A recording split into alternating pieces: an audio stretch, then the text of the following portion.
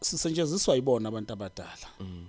ibona abasikhombayo ukuthi okay umuntu othile nothile usebenza kanje lento besigcina kuwe sekuyinto oyifundile oyazi ukuthi mangithatha umaguqu ngithatha usiphahluka ngithatha indlabaloyi kusho ukuthi njengoba ngisuke ngihlanganisa leyo nto leyo ngihlanganisa into eyokwenza lo msebenzi umuthi sithi mase siwakhile ungasabi umuthi yes sekuba into espirit nje that's why sikhona ukukhuluma nayo ufike wena ungithole ngikhuluma nemithi yami ucabanga ukuthi sezila seziyangishiya kanti lutho mina ngikhuluma nento ela emzimbeni wami kodwa manje seyispirit ngoba sengiyakhile that's why ngizothi mangikunikeza ngithi thatha le nduku hamba yokwenza ukuthi nokuthi izokwenza ngoba manje yakhiwe vele yaphendulwa yaba umoya yaphendulwa yaba yidlozi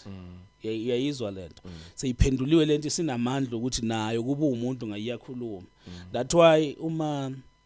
umuntu athatha induku yokuhluphekisa umuntu noma emthakathe nje lo muntu uzomthakathe elela ikhona ethuma imthakatha ambize madodambani kusibanibani nifike nimenze kanje angabutholi ubuthongo uma eselashwa lo muntu ziyakhuluma lezi zinto khumbula lo muntu wayekhuluma nento eyipowder but ngale seyinomlomo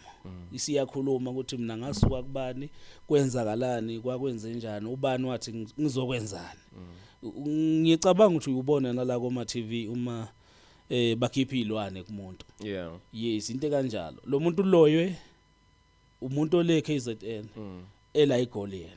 lento yahamba automatically yaza uzofika egoli